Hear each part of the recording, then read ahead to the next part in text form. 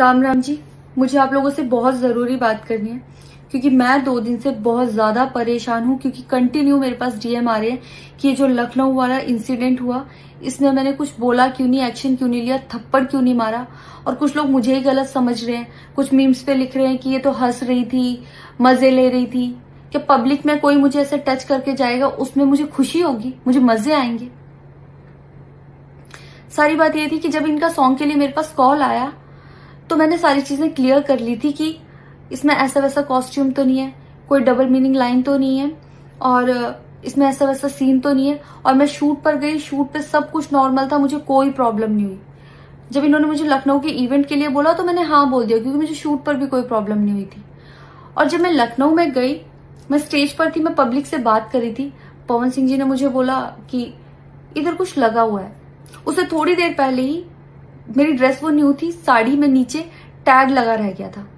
तो मेरे दिमाग में आया कि शायद ब्लाउज का भी टैग लटक रहा होगा।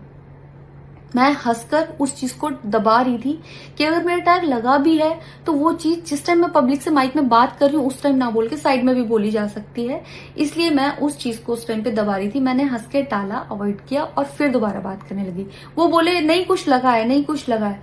तो मैंने कहा नहीं लगा, वो बोले लगा हुआ है। तो मुझे लगा कि शायद ये तो मेरे को लग रहा था कि कुछ लगा है इसलिए ये बोल रहे हैं। और पर फिर भी मैंने हंस के वहां पे टाला, पब्लिक से अपनी बात कंप्लीट की। कंप्लीट करने के बाद जब मैं अपने टीम मेंबर से मैंने पूछा साइड में जाके कि कुछ लगा है, क्या लगा है, उन्होंने बोला कुछ भी नहीं लगा था। जब मैंने देखा मेरे सच में कुछ नहीं लगा था, तब मुझे बहुत ज्यादा बुरा लगा, गुस्सा आया और रोना भी आया। लेकिन मुझे ये नहीं समझ आया कि मैं अब क्या करूं यहाँ पर, क्योंकि जहां मैं गई थी लखनऊ में, पवन सिंह जी खुद भी वहीं के रहने वाले हैं, उसी जगह पर इवेंट था। जितना वो क्राउड था वो सारा उनका फैन बेस था। उनको भगवान बोल रहे थे और भक्त बोल बोल के उनके पैरों में गिर रहे थे। वो उनका फैन बेस था, क्राउड था। तो मुझे समझ नहीं आया कि मैं क्या करूं। अगर मैं कुछ भी बोलती तो क्या वो लोग मुझे सपोर्ट करते? मेरे साथ कुल 3-4 बंदे यहाँ से गए थे, तो वहां जितना क्राउड था क्या वो लोग मेरा साथ देता?